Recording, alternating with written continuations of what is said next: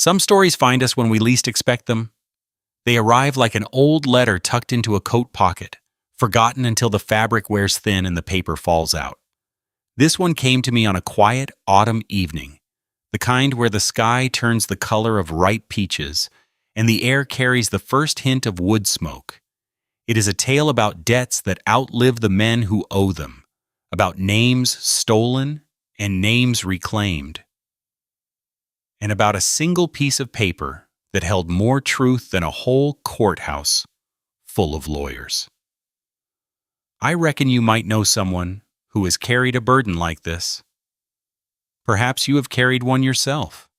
The auctioneer's voice cut through the October dust like a rusted blade. Caleb Stone had come for horses, 2 draft geldings. Maybe 3 if the price held. He stood at the back of the crowd, boots sunk in mud, watching men bid on cattle and tools while flies circled the livestock pens. Then they brought her out.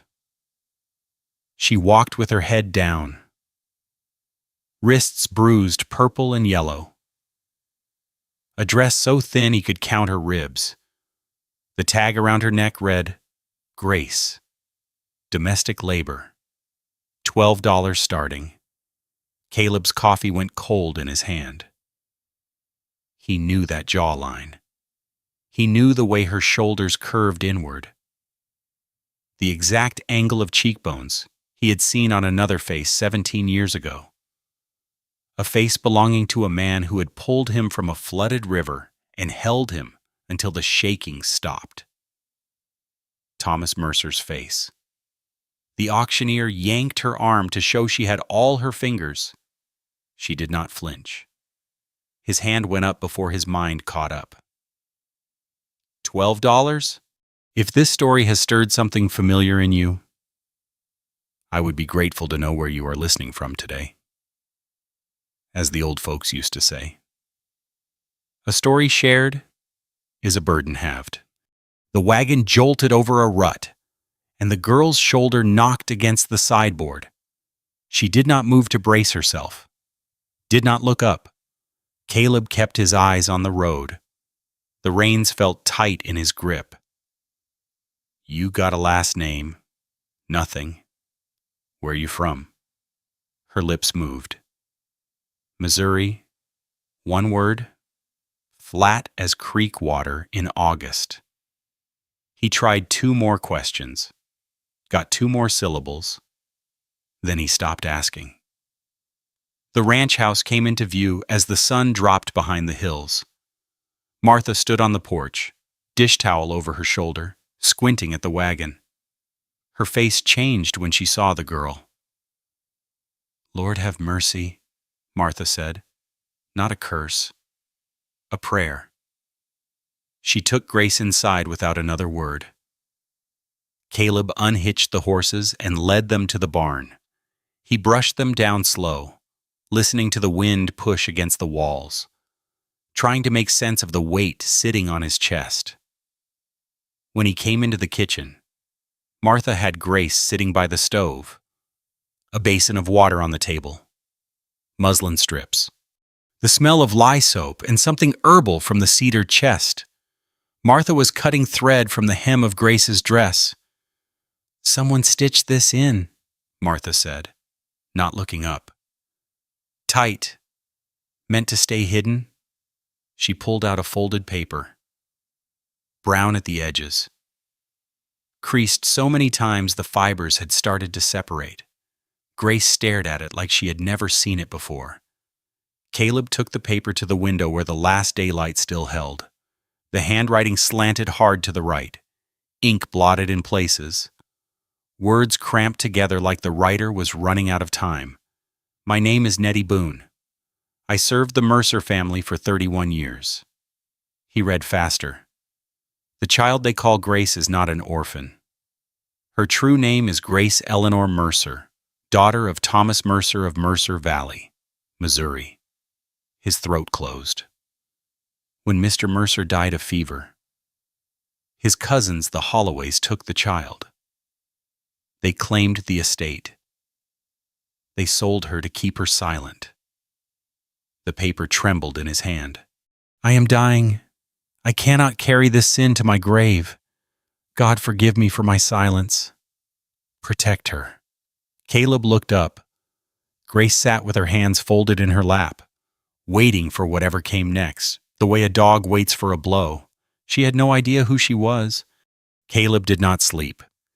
He sat at his roll-top desk with the letter spread flat under the kerosene lamp, reading the same lines until the words blurred. The wick needed trimming.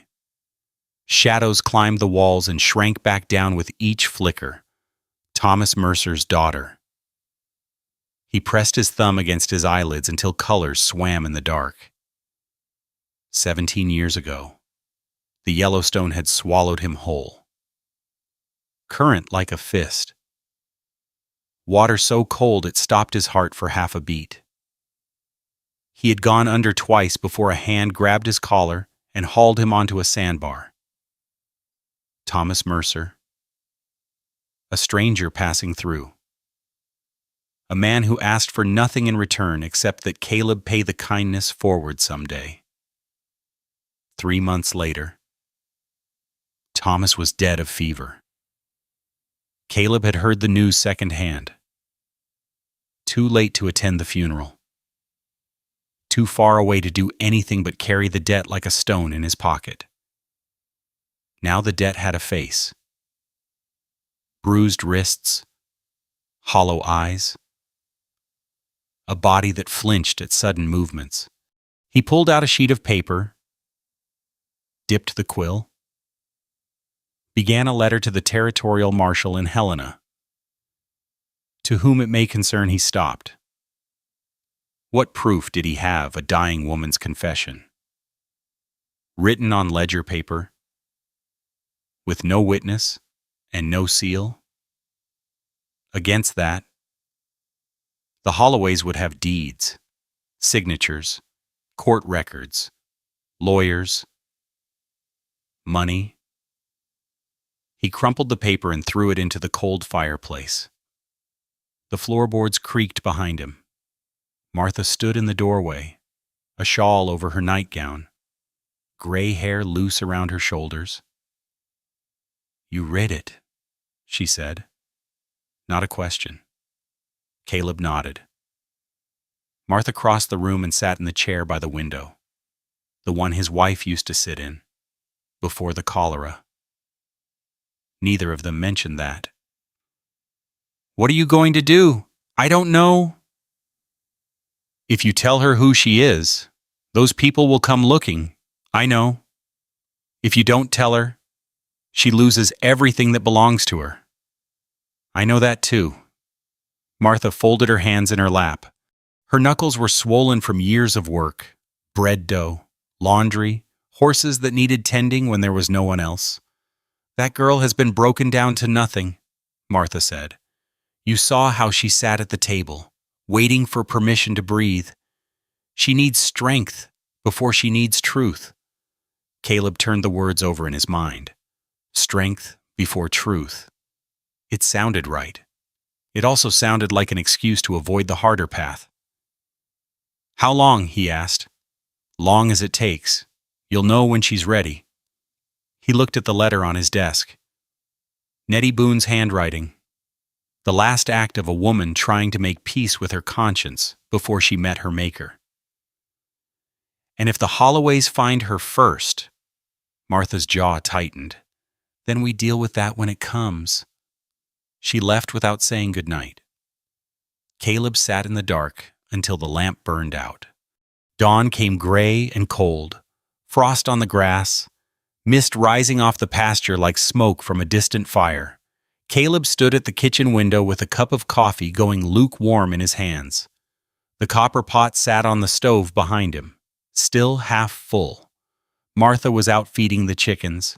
Silas had taken the wagon to check fence lines on the north ridge. Movement on the porch. Grace sat on the top step. Wrapped in a blanket Martha must have given her. Her feet were bare. Her hair hung loose down her back, tangled and unwashed. She stared at the horses in the near pasture, Caleb watched her. One of the mares had foaled 3 weeks ago. The colt was all legs and curiosity, nosing at the fence rails, tossing its head at the morning air. It wandered close to where Grace sat. She lifted her hand. Slow. Careful. The way you reach for something you expect to be taken away. The colt stretched its neck toward her fingers. Grace pulled back. Her hand dropped to her lap. She looked down at her bare feet, shoulders curving inward, making herself small. Caleb set down his coffee. He walked out onto the porch. The boards groaned under his boots. Grace did not turn around, but her spine stiffened. He sat down on the step beside her, leaving a good 2 feet of space between them. The colt had wandered back to its mother. The mist was lifting. Somewhere behind the barn, a rooster crowed.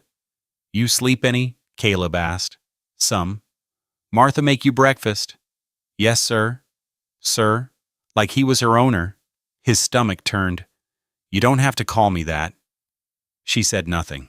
Caleb looked out at the valley, the hills rolling gold and brown under the autumn sky, the creek catching light where it bent around the cottonwoods. He had built this place with his own hands, board by board, fence post by fence post. It was the only thing he had left that meant anything. "I'm going to tell you something," he said, "and I need you to hear it." Grace's hands tightened on the blanket. "You work here now. You're not a servant. You're not property. You do what needs doing, same as everyone else. And you eat at the table with us. You sleep in a real bed. You come and go as you please." He paused. The words felt clumsy in his mouth. "You're safe here. That's all you need to know for now." Grace turned her head, just enough for him to see her profile. The bruise on her cheekbone had started to yellow at the edges. "Why?" she asked. The question hung in the air between them. Caleb thought about Thomas Mercer pulling him from the river, about the letter folded in his desk drawer, about the years he had spent carrying a debt he thought he would never be able to repay. "Because someone helped me once," he said. "A long time ago. I owe him." Grace looked at him for a long moment. Her eyes were the color of river water in autumn, gray-green, still as glass. Then she turned back to the pasture. The colt was nursing now, tail flicking. The mare stood patient, one ear turned toward the house. Grace's hand lifted again. This time it stayed in the air, reaching toward nothing, toward everything. She did not pull back. Caleb watched her and made his decision. He would not tell her who she was. Not yet. First, he would teach her to stand, to ride, to shoot, to look a man in the eye without flinching. And when the Holloways came, because they would come, he was certain of that. Now she would be ready. The rooster crowed again. The sun broke over the ridge. Somewhere out there, people were looking for a girl who was worth a great deal of money. They just did not know where to find her yet. 2 weeks passed. Grace moved through the ranch like a shadow. She woke before dawn, folded her blankets with military precision, and waited by the kitchen door until Martha told her what to do. She ate what was put in front of her and no more. She answered questions with as few words as possible. She never asked for anything. Caleb watched her from the edges of his vision, at breakfast, at supper, in the barn when she came to help Silas fork hay into the stalls. She was there, but not there. Present in body, absent in everything else. On the 15th morning, he decided it was time. The bay mare stood in the corral, her coat thick with the first hints of autumn roughness.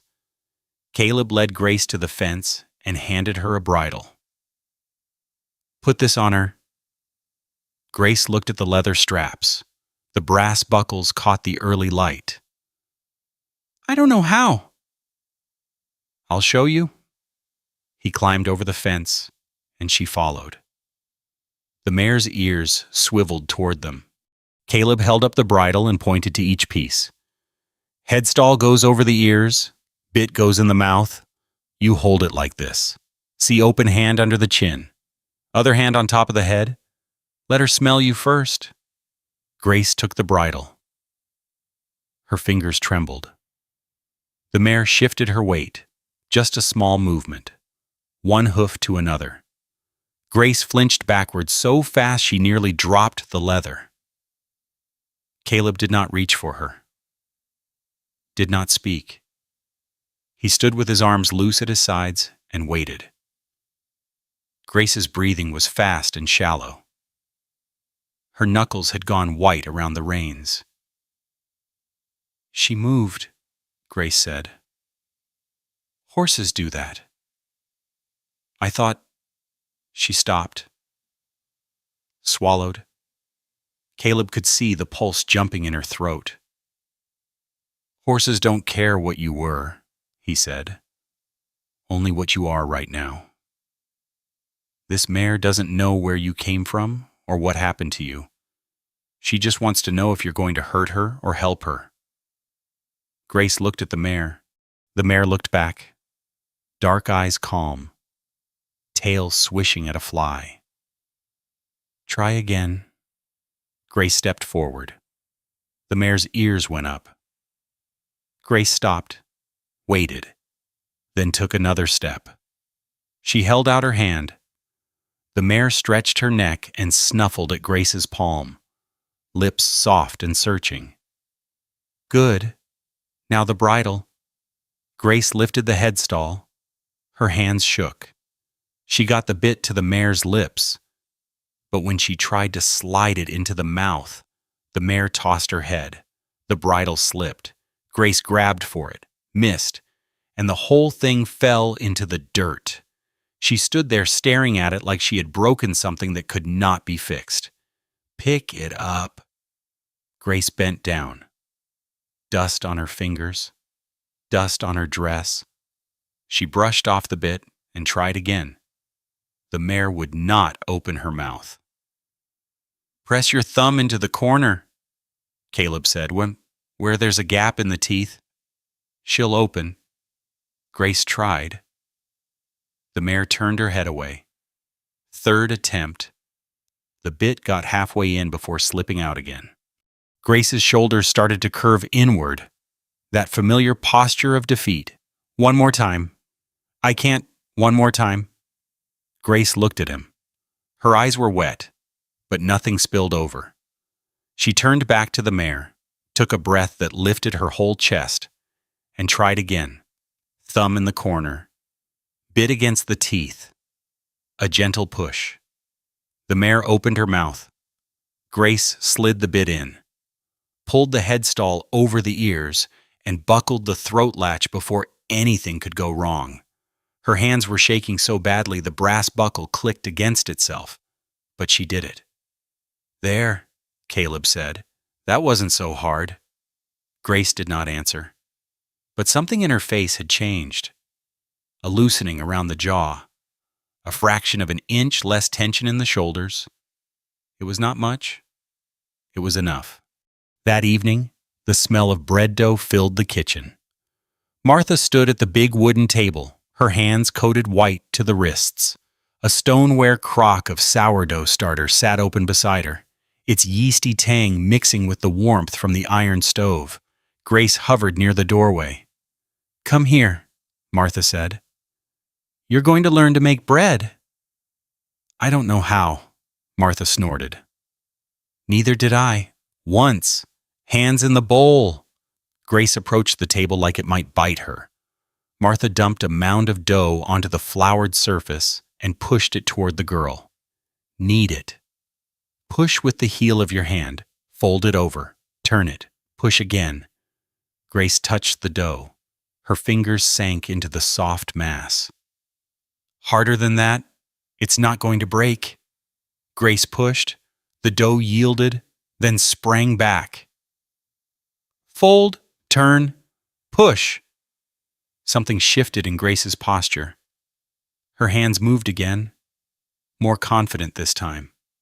Push, fold, turn, push, fold, turn.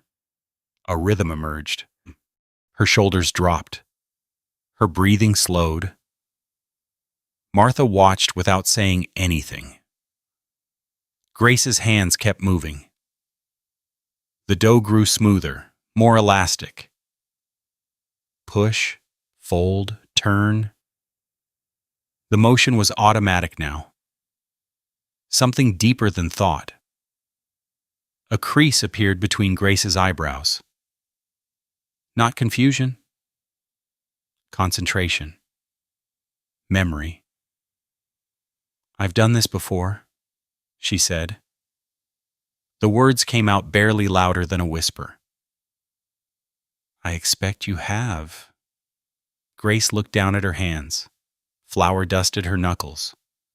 The dough was perfect, smooth and springy, ready for the rising bowl.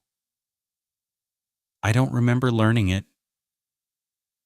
Some things the body knows even when the mind forgets. Grace kept kneading. Push, fold, turn. And then, so quick, Caleb almost missed it from where he stood in the hallway. The corner of her mouth twitched upward. Not quite a smile. The ghost of one. A muscle memory from a time before everything went wrong. Martha saw it too. She turned away to check the stove, but not before Caleb caught the shine in her eyes. Night came cold and clear. Stars scattered across the sky like spilled salt. Caleb made his last round of the barn, checking water buckets and hay racks. Silas had already turned in. The lantern threw long shadows between the stalls. He found Grace standing at the bay mare's door. "Couldn't sleep?" She shook her head. Caleb leaned against the post beside her. The mare dozed with her head low, one hind hoof cocked.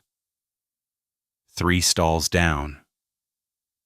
The old gelding huffed and shifted. They stood in silence. The smell of hay and horse and leather. The small sounds of animals settling for the night. "The brown mare," Grace said. Caleb looked at her. "What about her?" "She's favoring her left foreleg. Been doing it since this afternoon. I watched her walk to the water trough." Caleb straightened. He walked down the aisle to the brown mare's stall and let himself in, ran his hand down her leg, lifted the hoof. A stone, wedged deep in the frog, right where it would cause the most discomfort. He pulled out his pocket knife, worked the stone free, and set the hoof down. The mare snorted and stamped once, testing the leg. Caleb came back to where Grace stood. "Good eye," he said. "Silas missed that." Grace did not respond, but she held his gaze for a full 3 seconds before looking away, the longest she had ever looked at him directly. "You should get some sleep," Caleb said. Grace nodded. She turned toward the barn door, then stopped. "Mr. Stone?" "Yes?" "The bread. When I was kneading it..." She paused and her hand came up to touch her collarbone, where a locket might hang if she had one. "I remembered a woman's hands over mine, teaching me. I could smell lavender." Caleb's chest tightened. "Do you know who she was?" Grace shook her head. "No, but her hands were soft, and she was singing something. I can't remember the words." she walked out into the dark. Caleb stood in the barn for a long time after she left, thinking about a dead woman named Nettie Boone who had served the Mercer family for 31 years, about a letter hidden in a dress hem, about memories that surfaced like stones in a river, slowly, one by one.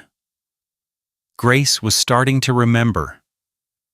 The question was whether she would remember enough before the wrong people came asking questions. The roan mare's name was Copper. Caleb had chosen her for Grace because she was the gentlest horse on the ranch, 16 years old, half blind in the left eye, with a disposition so calm she would stand still during a thunderstorm. He saddled her in the barn while Grace watched from the doorway, her hands twisting in the fabric of the new dress Martha had sewn for her. "You're sure about this?" "I'm sure." Grace approached the horse the way she had learned to approach all the animals, now slow steps, open hands, letting Copper smell her before touching. The mare's nostrils flared and relaxed. Grace ran her fingers along the smooth neck. "Put your left foot in the stirrup," Caleb said. "Grab the horn with your right hand. Pull yourself up and swing your leg over." Grace tried. Her boot slipped out of the stirrup twice. On the third attempt, she got high enough to hook her leg over the saddle and pull herself into position. She sat rigid, hands gripping the horn like it might fly away. "Breathe." Grace exhaled. Her shoulders dropped half an inch. Caleb mounted his own horse, a gray gelding named Smoke, and led them out of the barnyard at a walk. The morning air carried the smell of sage and dry grass. Frost had come and gone overnight, leaving the ground soft under the horses' hooves. They rode north along the creek, following the water as it curved through the valley. Cottonwood trees lined the banks, their leaves gone gold and papery thin. Some had already fallen, floating on the slow current like tiny boats. Grace said nothing for the first half hour. She focused on the rhythm of Copper's gait, the motion of the saddle beneath her, the reins held loose in her fingers the way Caleb had shown her. Her knuckles were white at first. Gradually, they relaxed. The valley opened up as they crested a low ridge. The mountains spread out before them, ridge after ridge fading from brown to blue to purple at the horizon.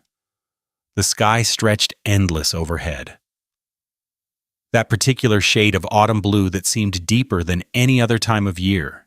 Grace stopped her horse. Caleb pulled up beside her and waited. "I didn't know," she said. Her voice came out strange, thick.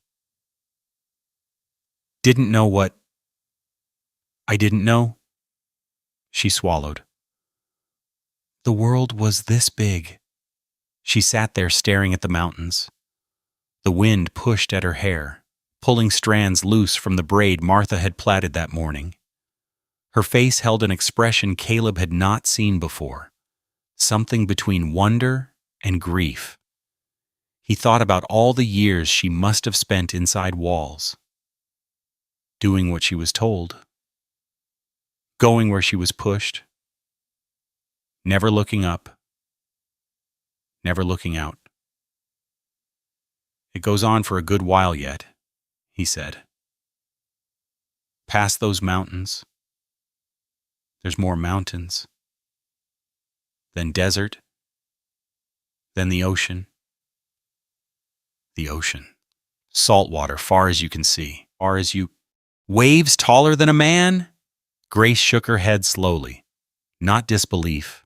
Something else. The effort of fitting new information into a world that had been so small for so long. They rode on. The creek widened where it bent around a stand of willows. Caleb dismounted and let Smoke drink. Grace followed, moving more naturally now, swinging down from the saddle without hesitation. The water ran clear over smooth stones. Caleb sat on a flat rock at the edge and took out his canteen.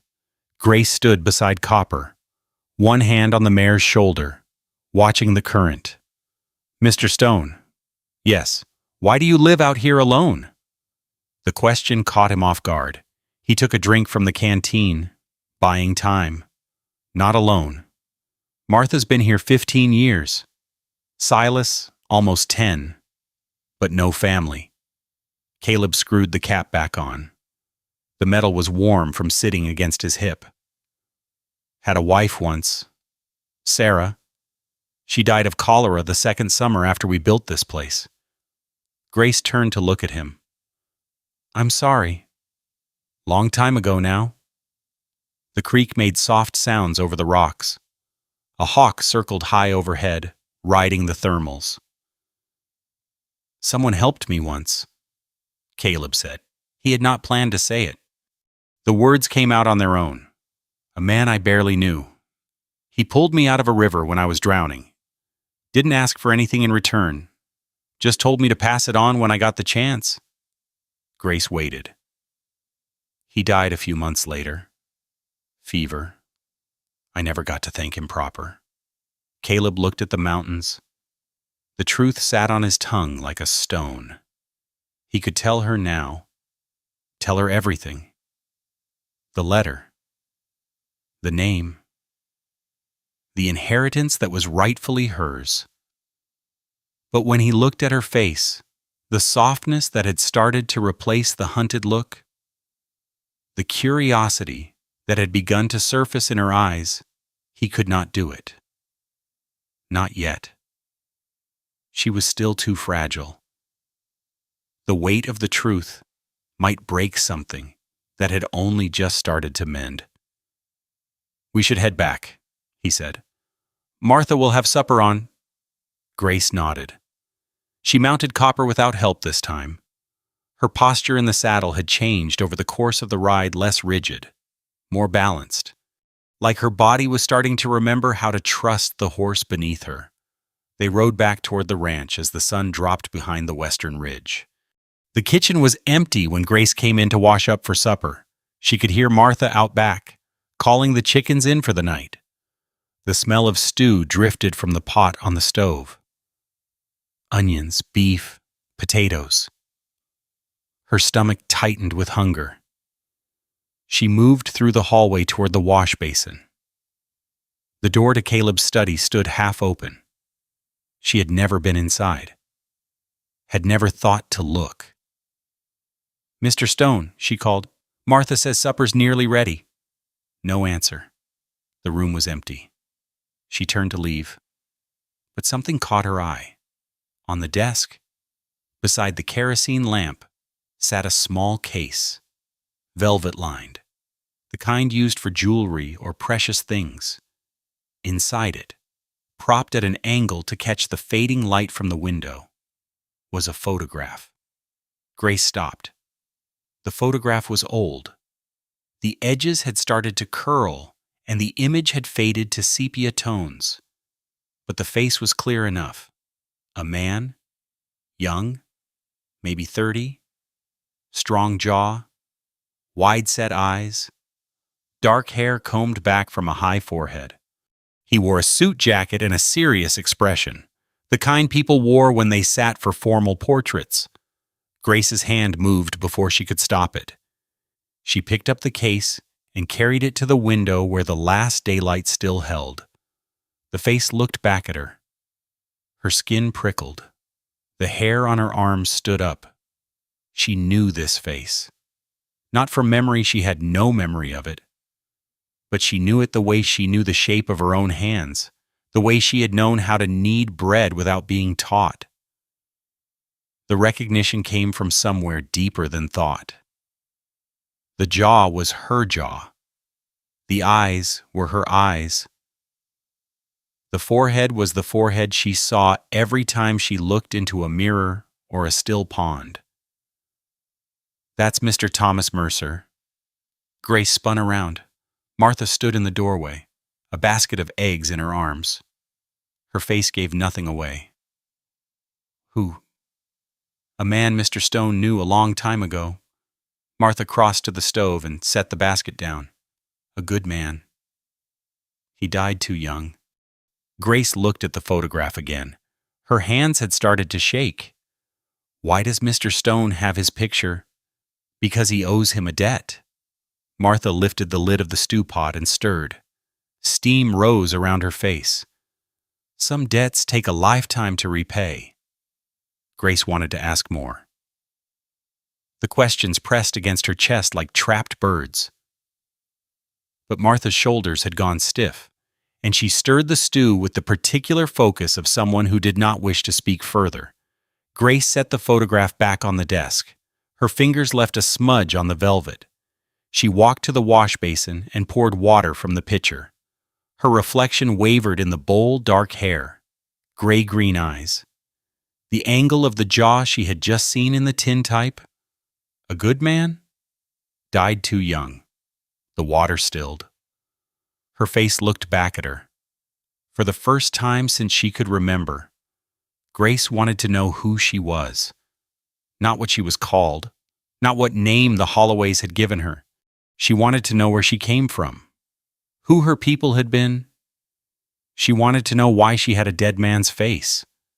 The wagon rattled into Copper Creek just past noon. Grace sat on the bench beside Caleb, her hands folded in her lap, watching the town take shape around them. Wooden storefronts lined the main street, their signs weathered by sun and wind. A blacksmith's hammer rang out from somewhere behind the livery stable. Two women in calico dresses crossed in front of the general store, baskets over their arms.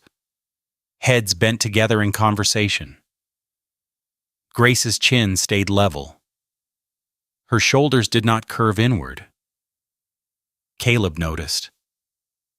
He pulled the wagon up in front of Emmett's mercantile and set the brake. The list in his pocket was short flour, salt, coffee, lamp oil, and a new awl for Silas. An hour's worth of shopping, maybe less. "Stay close," he said. Grace nodded and climbed down from the wagon. Her boots raised small clouds of dust when they hit the street. She had filled out some over the past weeks. The hollows under her cheekbones were not quite so deep. Color had come back into her face. They went into the mercantile together. The smell of the place wrapped around them burlap and tobacco, dried beans and coffee grounds, the sharp tang of kerosene from the barrels in back. Mr. Emmett stood behind the counter, sorting through a box of nails. He looked up when the bell over the door jangled. "Mr. Stone, been a while?" "Emmett?" Caleb handed over the list. "Need these put together. We'll be back in an hour." Emmett squinted at the paper through his spectacles. "Can do. The girl helping you out these days?" "She is." Emmett glanced at Grace, then back at Caleb. Something flickered in his face curiosity. Maybe. Or the particular wariness that came from living in a town where strangers were always noted and discussed. "I'll have it ready." They left the mercantile and walked down the boardwalk. Grace stayed half a step behind Caleb. Close enough to be protected, but not so close as to crowd him. She had learned that distance without being taught. The telegraph office sat at the far end of the street, wedged between the assay office and a boarded-up storefront that had once been a milliner's shop. Caleb pushed through the door. The smell changed paper and ink, the ozone tang of electrical equipment, the dust that gathered on machinery not used often enough. Hank Reeves sat behind the counter, a green eye shade pulled low over his forehead, fingers resting on the brass key. He looked up when Caleb entered and his face changed. "Stone, got a minute?" Something in his tone made Caleb's shoulders tighten. He turned to Grace. "Wait here." Grace nodded and moved to the window, where she stood looking out at the street with her hands clasped behind her back. Caleb followed Hank to the back of the office behind the heavy curtain that separated the public area from the machinery. "What is it?" Hank pulled a telegram from his pocket. The paper was creased, like he had folded and unfolded it several times. "This came through 3 days ago, addressed to the sheriff's office, but Bill's been in Helena for the trial. I've been holding it." Caleb took the paper. His eyes moved over the words. "Seeking information. Stop. Runaway servant girl. Stop. 20 years old. Stop. Dark hair, green eyes. Stop. Reward for information leading to recovery. Stop. Contact V. Holloway, Kansas City, Missouri. Stop." His jaw tightened. "There's more," Hank said. He was not looking at Caleb now. His eyes had fixed on a point somewhere over Caleb's shoulder. "Man came through yesterday, asking questions. Said he was looking for a girl matching that description. Said she was stolen from a good family and they wanted her back." "What did you tell him?" "Nothing." "I don't know anything to tell." Hank paused. "But he was asking around at the saloon too. And the livery. Someone might have mentioned the labor auction last month." Caleb folded the telegram and put it in his pocket. His hand stayed steady, but something had gone cold in his chest. "What did this man look like? Tall, thin face. Wore a duster coat, all covered in road dust. Had a way of looking at folks like he was measuring them for a coffin. He alone." "No. There's another one with him. Bigger fellow, red beard. But that one's different somehow. Saw him outside the church this morning. Just standing there looking at it. Like he was thinking about going in." Hank shrugged. "Not my business anyway." Caleb nodded. He pulled 2 coins from his pocket and set them on the counter. "You didn't show me that telegram. You don't know anything about any girl." Hank's hand closed over the coins. "Never has been my business." Caleb pushed through the curtain. Grace still stood at the window, but her posture had changed. Her shoulders were rigid. Her fingers had curled into fists at her sides. "What is it? That man?" Her voice came out thin. "Across the street. He was watching us when we came in." Caleb moved to stand beside her. He followed her gaze through the dusty glass. A man leaned against the wall of the feed store, arms crossed over his chest, tall, thin face, duster coat gray with trail dust. He was not looking at the telegraph office now. He was examining his fingernails with studied casualness. But Caleb had seen the angle of his head when they had walked past. Had felt the weight of those eyes following Grace, like she was a stray cow to be rounded up and branded. A second man stood near the horses tied at the rail. Bigger. Red beard. He glanced toward the telegraph office. And for a moment his eyes met Caleb's through the window. Something passed across his face, not hostility, but something else. Something that looked almost like discomfort. Then he looked away. "Let's go." They walked back to the mercantile at a normal pace. Caleb resisted the urge to look over his shoulder. Grace walked beside him now, not behind. Her face had gone pale beneath the tan she had started to acquire. Emmett had the supplies ready. Caleb loaded them into the wagon without counting, paid without haggling, and helped Grace up onto the bench. The thin-faced man had not moved from his position outside the feed store. The red-bearded one had disappeared. Caleb flicked the reins. The wagon rolled forward, wheels grinding against the packed dirt street. He did not look back. They were 2 miles out of town before he spoke. "That man, did you recognize him?" Grace shook her head. "No, but I know what he is." "What? A hunter?" Her voice was flat. "The Holloways sent hunters before, When people ran, when they wanted someone found, Caleb's grip tightened on the reins. The leather creaked. They sent them after you. No. I never ran. I never. She stopped.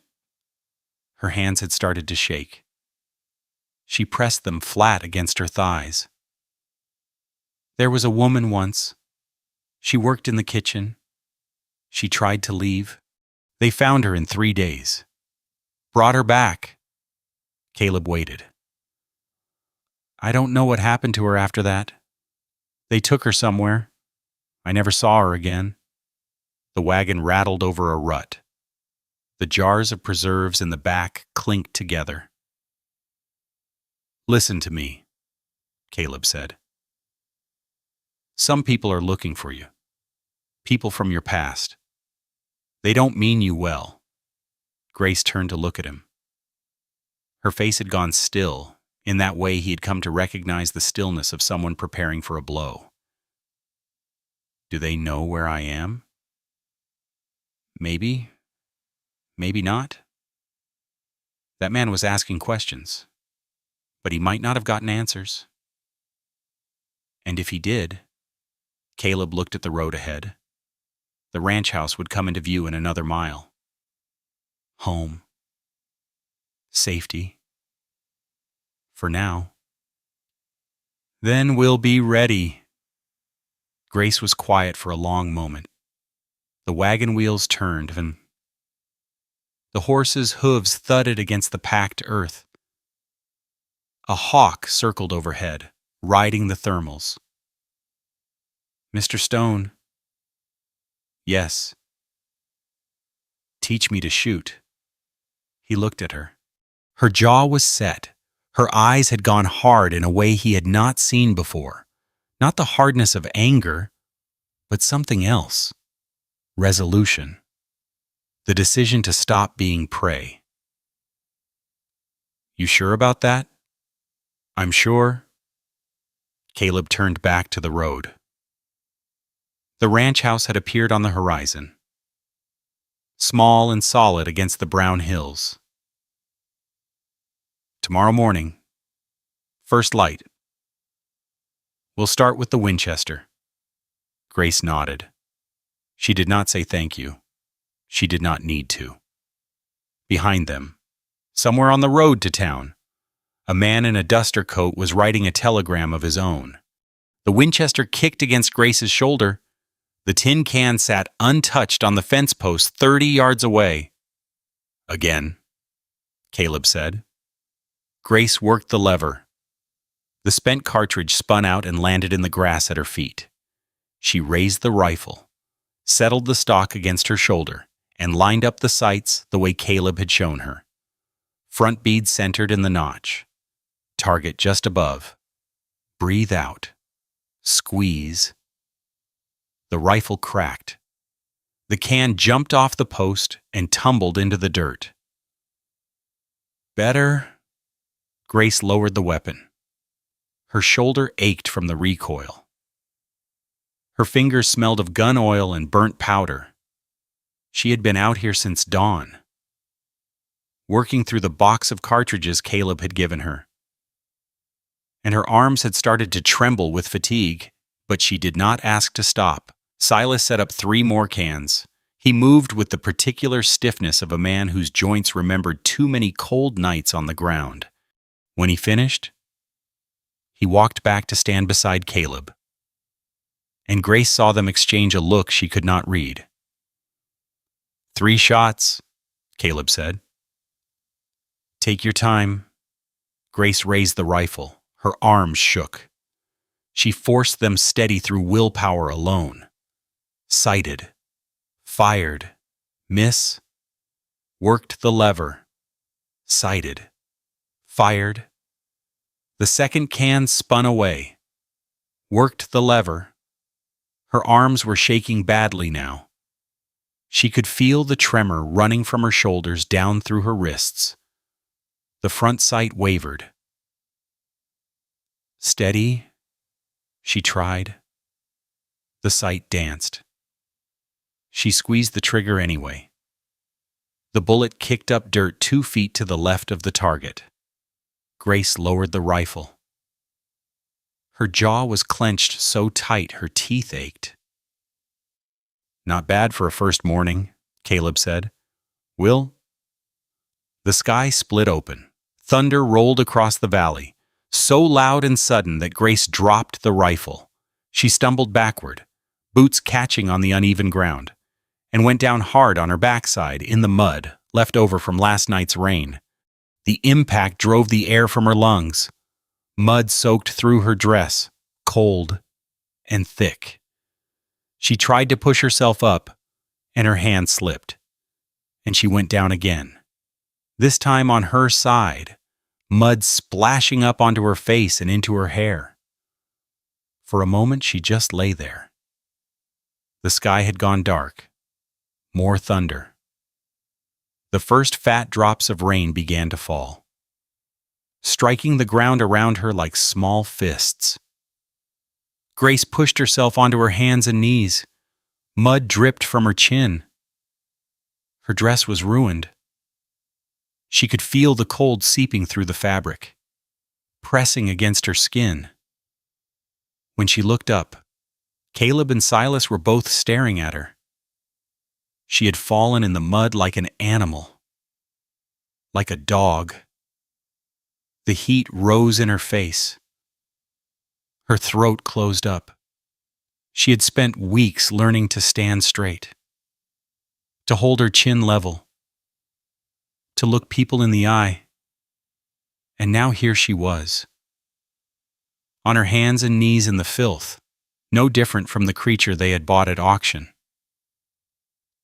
"Grace," Caleb started. "Don't." The word came out sharp. She did not look at them. Could not. She got one foot under her, then the other, and stood up. Mud clung to her dress, her hands, her face. The rain was coming harder now, washing some of it away, plastering her hair to her skull. She walked toward the house without waiting for them. The storm broke in earnest as they got inside. Martha took one look at Grace and herded her toward the back room without a word. A basin of warm water. Clean clothes. A towel that smelled of cedar. Grace washed the mud from her skin and changed in silence. Her hands still trembling, though whether from cold or humiliation. She could not tell. When she came back to the kitchen, the windows had gone white with rain. Thunder rolled continuous overhead, shaking the walls. Caleb stood at the front window, looking out at nothing. Silas sat at the table, cleaning the Winchester with an oiled rag. "Riders," he said. Caleb did not turn around. "I saw them." Grace moved to the window. Lightning flashed, turning the world white for a split second. In that instant of brightness, she saw them 3 figures on horseback, motionless on the ridge north of the ranch. The rain made them look like ghosts, like shadows that had taken solid form. Thunder crashed. The lightning faded. The riders disappeared into the dark. "Holloway's men," Caleb said.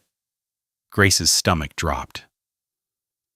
"They can't get down the ridge in this storm," Silas said. "Too steep, too much mud. They're not coming down, they're watching, counting, figuring out what we've got." Martha came to stand beside Grace. Her hand found Grace's shoulder and squeezed once, hard. "What do we do?" Grace asked. Caleb turned from the window. His face looked older in the lamplight, touristic. Deep lines around the eyes. A tightness in the jaw that she had not noticed before. "There's something I need to tell you." They sat at the kitchen table. The lamp threw shadows up the walls. Rain hammered the roof. Thunder rolled and rolled, never quite stopping, like a drum beat that had lost its rhythm. Caleb set the letter on the table in front of Grace. She recognized it, the folded paper Martha had cut from her dress hem that first night. She had not seen it since, had not asked about it. Part of her had not wanted to know. "Read it," Caleb said. "I can't read well enough. I only learned the basics as a child, before they—" She stopped, swallowed. "Before they stopped letting me. Martha's been working with you. 2 months now. You've been remembering more than learning." He pushed the letter closer. "You know enough." Grace looked at the paper. Her hands did not want to move. Finally, she reached out and unfolded it. The handwriting slanted hard to the right. The ink had faded in places. Some words were blotted beyond recognition.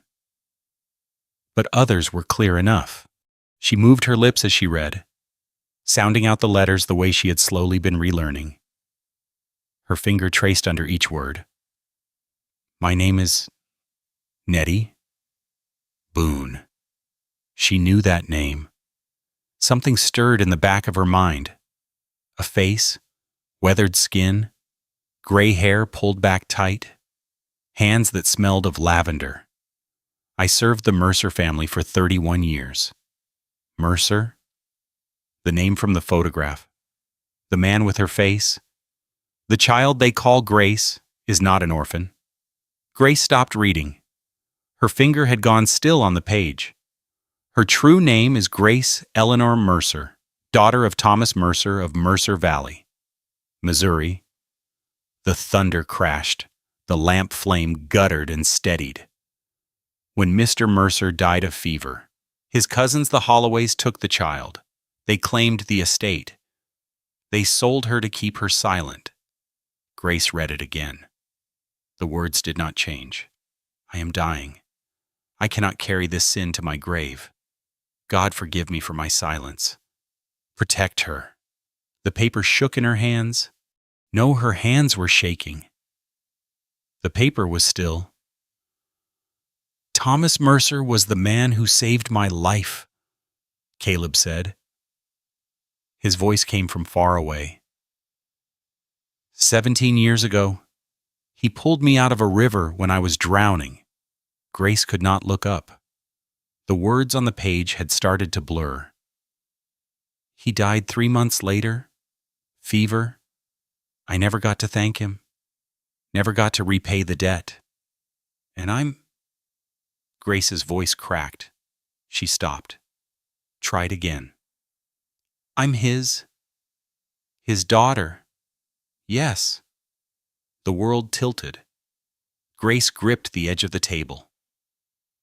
The wood grain swam under her fingers. "The Holloways took you when you were 3 years old. They claimed your father's estate. They raised you as a servant and sold you when you got old enough to ask questions. But I don't remember. You were young enough to forget most of it. But some things stayed. The bread, the lavender, the reading you knew before they made you stop." Grace looked at the letter again. The handwriting that had seemed like a stranger's now looked familiar. The slant, the way the letters curled, Nettie, gray hair, lavender soap, hands guiding hers through bread dough. A voice singing words Grace could almost hear. "She was the one," Grace whispered. "The woman I remembered. When I was kneading bread. She took care of you. She kept the secret all those years because she was afraid of what the Holloways would do. And then she wrote this. Before she died, she sewed it into your dress so no one would find it." Grace set the letter down. Her hands had stopped shaking. Something else had taken over, a stillness that felt like the center of the storm. The quiet place where the wind did not reach. "All this time," she said, I had a name. You did? And they took it. Yes. Lightning flashed. Thunder followed. Almost instantly, the storm was right on top of them now. The riders on the ridge would be soaked through. Waiting. Watching. Grace looked up at Caleb. They're here for me. Yes, they want to take me back. They want to make sure you never claim what's yours. The inheritance, the land, everything your father left you. Grace folded the letter carefully along its original creases. Her movements were precise, deliberate. Then they're going to be disappointed. Caleb watched her face. Whatever he saw there made him sit back in his chair.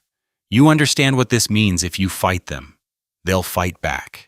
They have lawyers, money, men willing to do ugly work. I know. It won't be easy.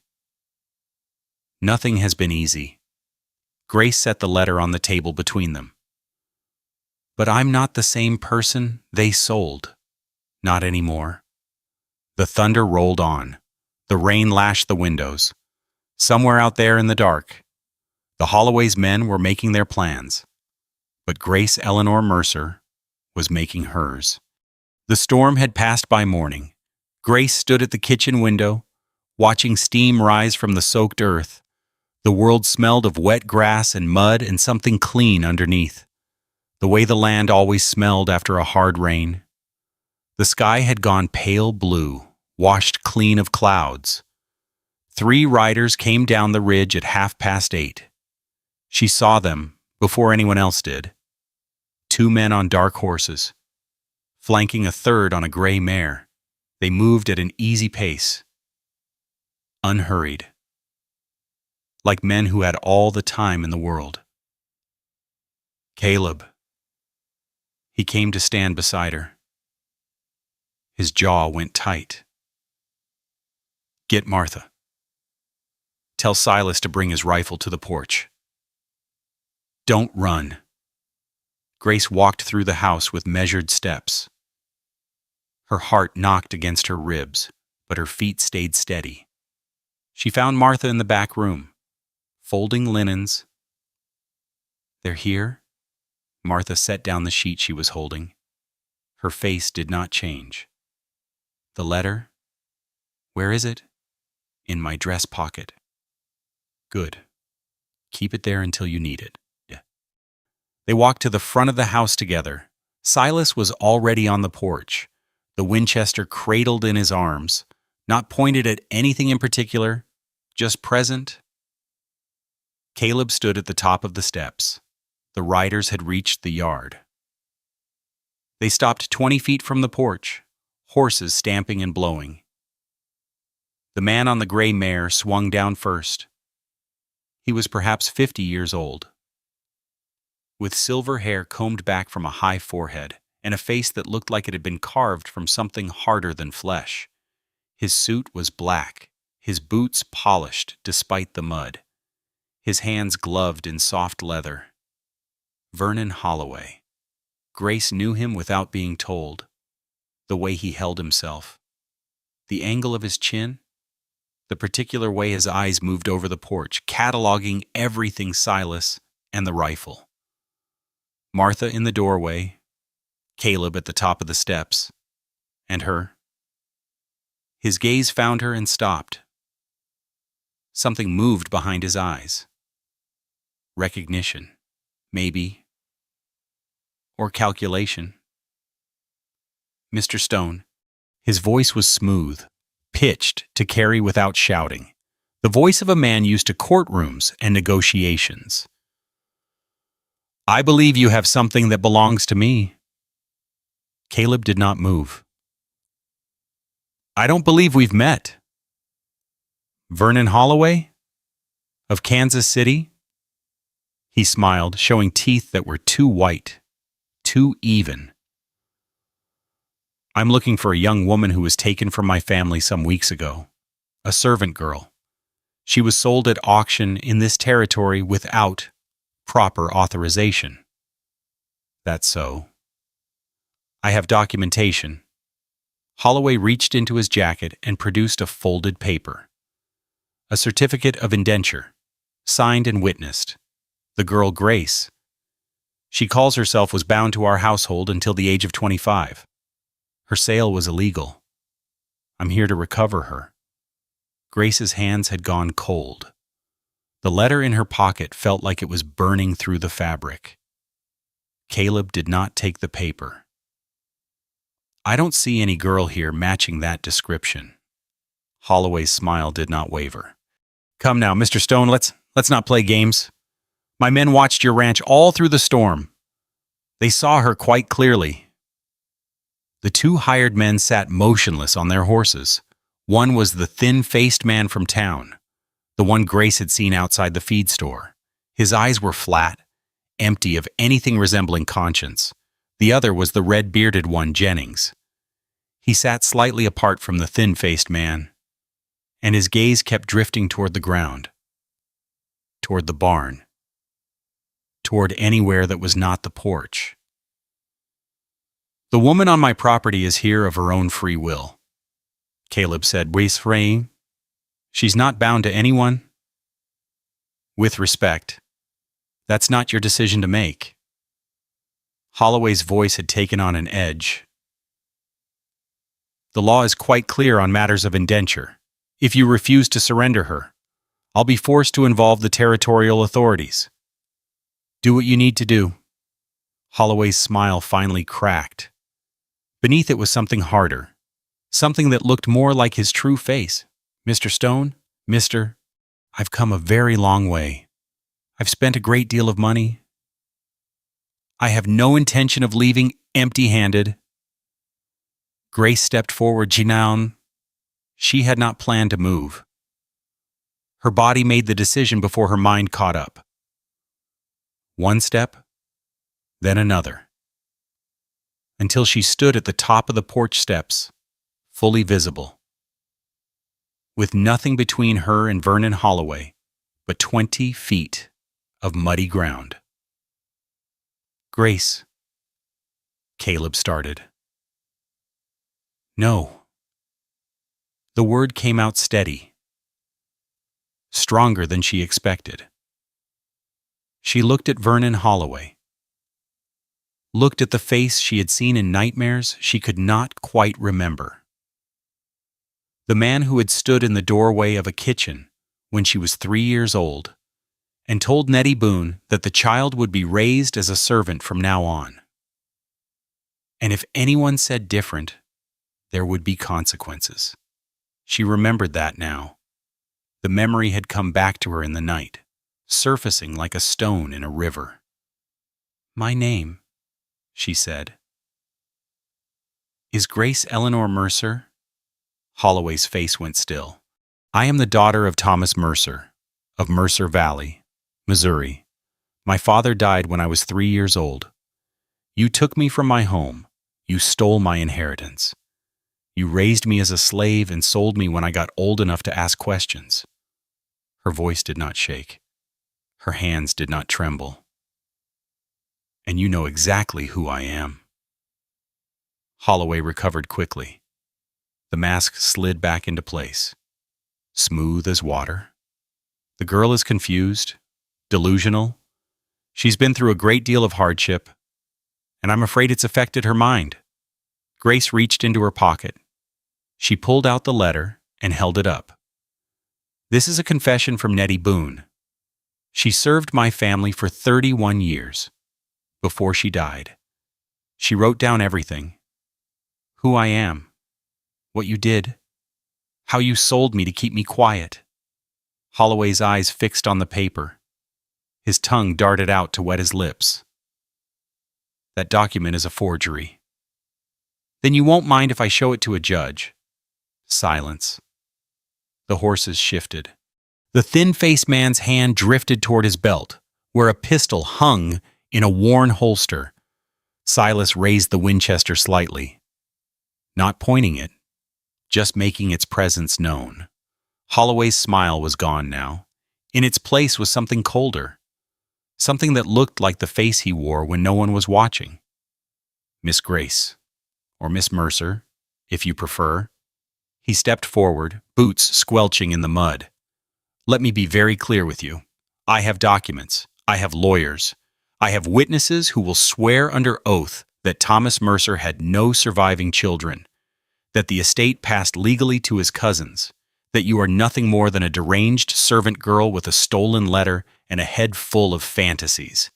He stopped at the bottom of the steps, close enough that she could smell his cologne, something expensive, something that did not belong on a Montana ranch.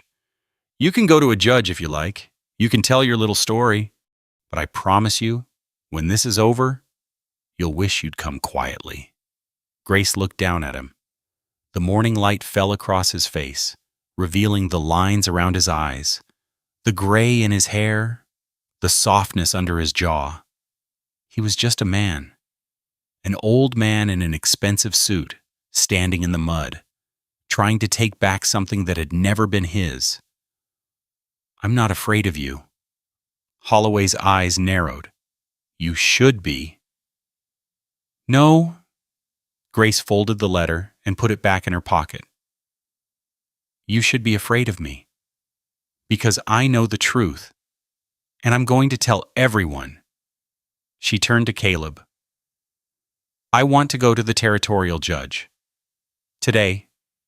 Right now. Caleb nodded slowly. Silas, hitch the wagon. Now wait just a moment. Holloway stepped forward.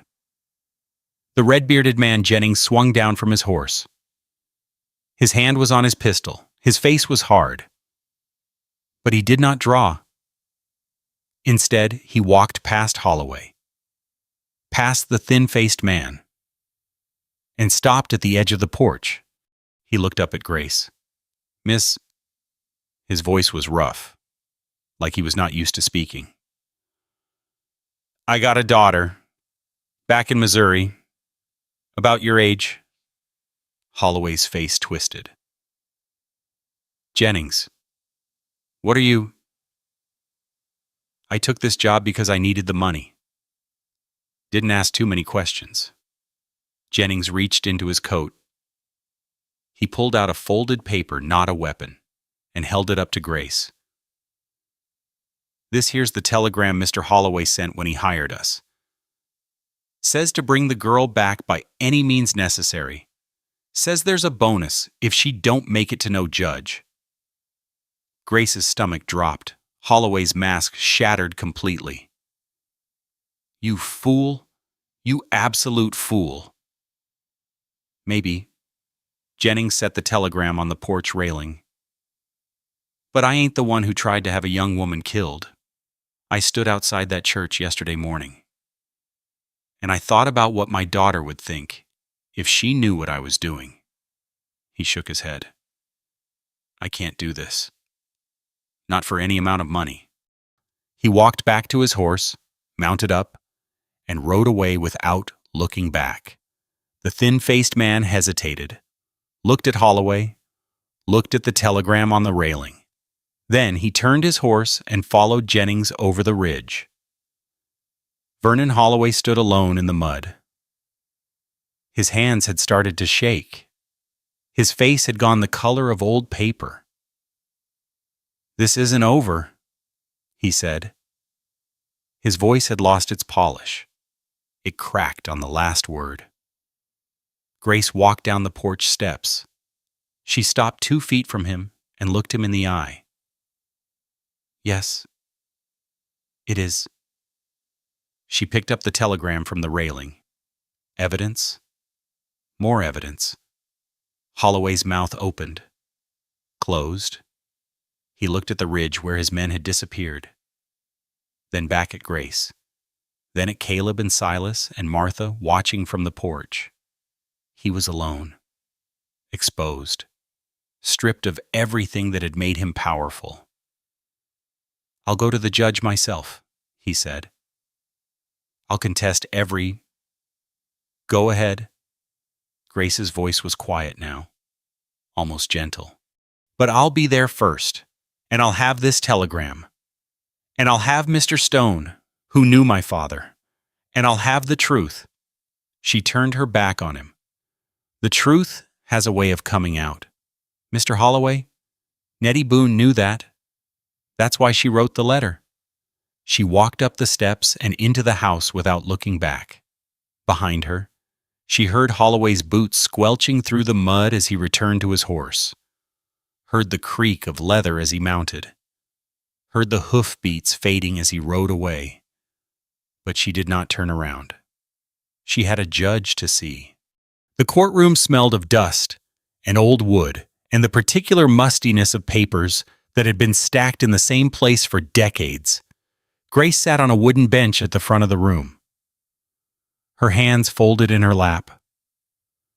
The dress Martha had made for her was the color of autumn sage, simple, clean, without ornament. Her hair was pulled back and pinned the way Martha had shown her. Her boots were polished. Her spine was straight. The room was full. She had not expected that. Word had traveled fast through Copper Creek and the surrounding ranches. Caleb had sent messages to everyone he could think of, who might have known Thomas Mercer in the old days. Farmers and shopkeepers filled the benches behind her, their faces a mix of curiosity and something harder to read. At the back of the room, near the door, Vernon Holloway sat alone. His suit was rumpled. His hair had come loose from its careful arrangement. He looked like a man who had not slept. Judge Whitmore entered from a side door. He was older than Grace had imagined, 70 at least, with a white beard that reached his chest and eyes that had seen everything twice. He moved slowly, settling into his chair behind the bench with the deliberate care of someone whose joints no longer cooperated the way they once had. This hearing will come to order. His voice was stronger than his body suggested. It filled the room without effort. We are here to consider a claim of identity and inheritance brought by a young woman who states that her true name is Grace Eleanor Mercer, daughter of Thomas Mercer of Mercer Valley, Missouri. The claim is disputed by Mr. Vernon Holloway, also of Missouri, who asserts that the claimant is in fact a servant girl suffering from delusions. The judge looked at Grace. Will the claimant please rise and state her name for the record? Grace stood. Her legs felt steady. Her voice, when it came, did not waver. Grace Eleanor Mercer, daughter of Thomas Mercer, of Mercer Valley. A murmur ran through the room. The judge raised one hand and it stopped. You may present your evidence. Caleb rose from the bench beside her. He carried the letter and the tintype and the telegram that Jennings had left on the porch railing. He set each item on the judge's bench. This letter was written by a woman named Nettie Boone, who served the Mercer family for 31 years. She sewed it into Miss Mercer's dress before Miss Mercer was sold at a labor auction in this territory. It states clearly that the young woman's true name is Grace Eleanor Mercer, and that she was taken from her home as a child by the Holloway family after her father's death.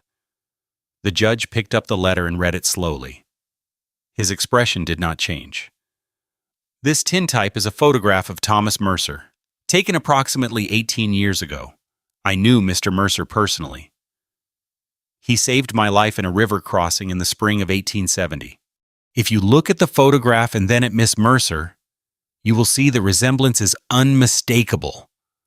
The judge held up the tintype and looked at Grace. His eyes moved from the photograph to her face and back again. Something shifted in his expression, a softening around the mouth.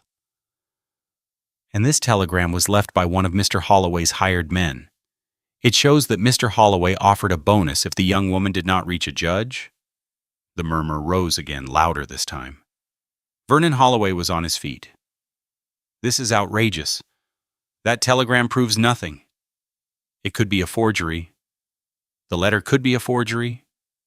The entire claim is based on the ravings of a dying woman and the self-interest of a rancher looking to Mr. Holloway. The judge's voice cut through the noise. You will have your opportunity to speak. Sit down." Holloway's face had gone red. His hands trembled at his sides. But he sat. The judge turned to the room. "Is there anyone present who knew Thomas Mercer personally and can speak to this matter?" A chair scraped at the back of the room.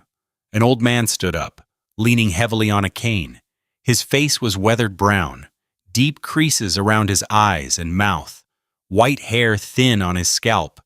He wore the clothes of a working rancher canvas coat, worn boots, a hat he removed as he made his way to the front of the room.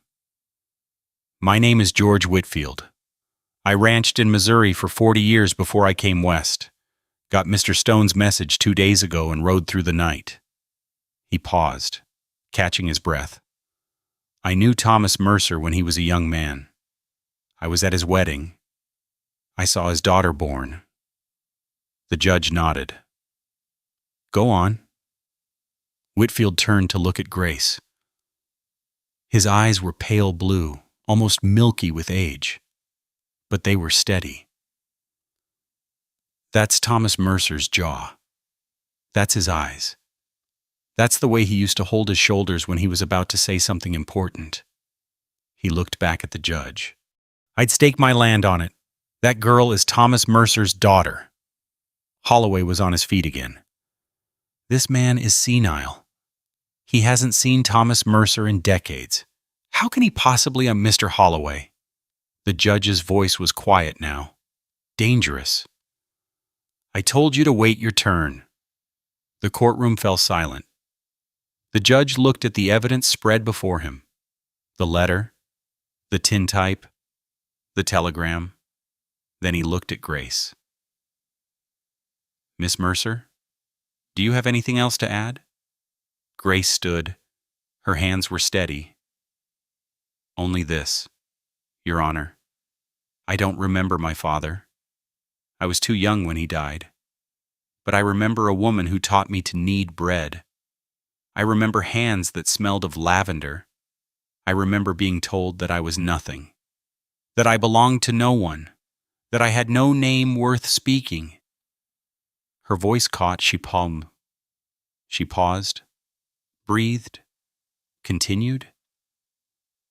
"I know who I am now. I have a name. I have a history. I have a letter from a woman who kept my secret for 17 years because she was afraid, and who finally found the courage to tell the truth before she died." She looked at Vernon Holloway. "He took everything from me, my home, my inheritance, my childhood. He sold me like livestock." She turned back to the judge. "I'm not asking for revenge.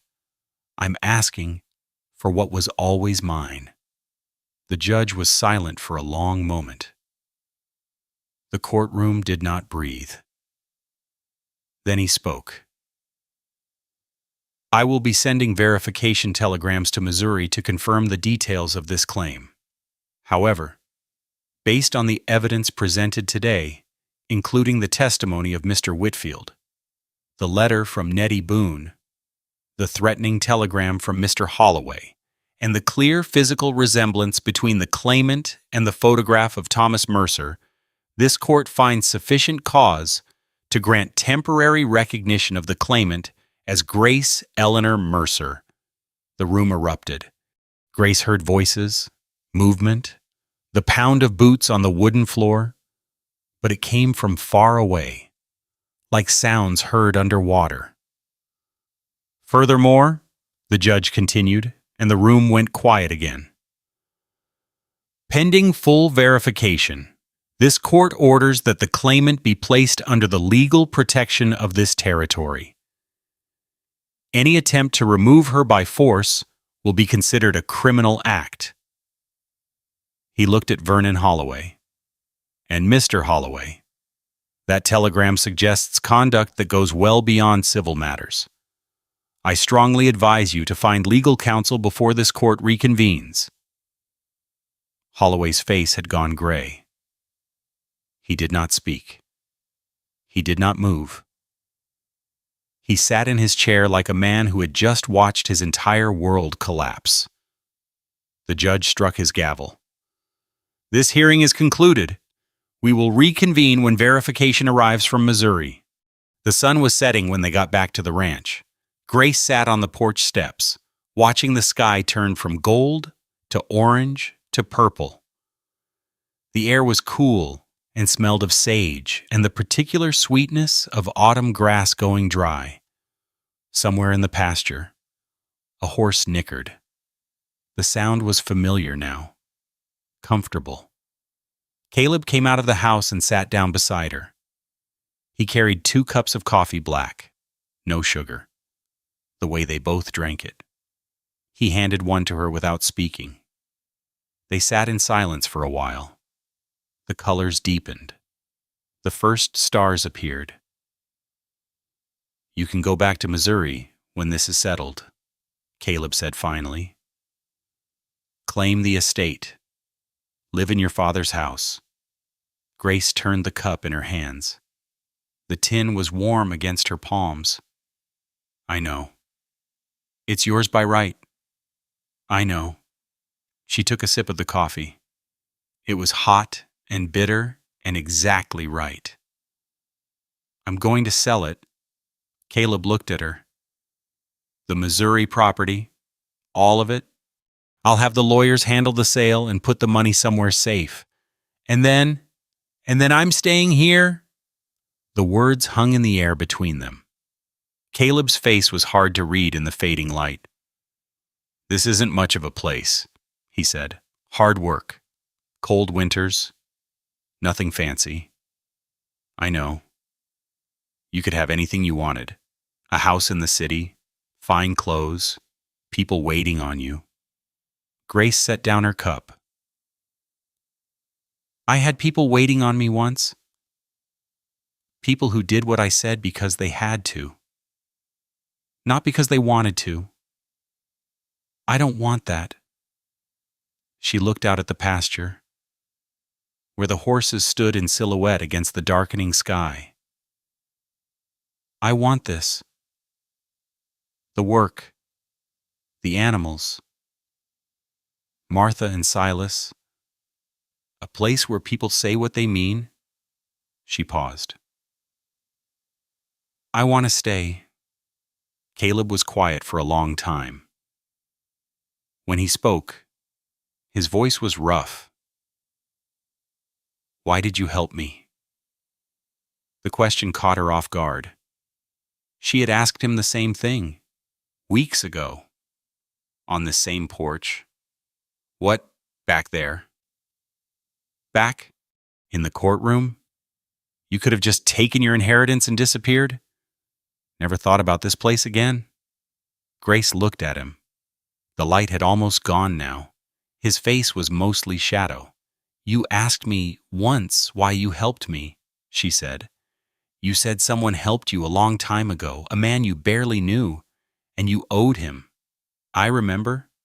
Well," she picked up her cup again. The coffee had gone lukewarm.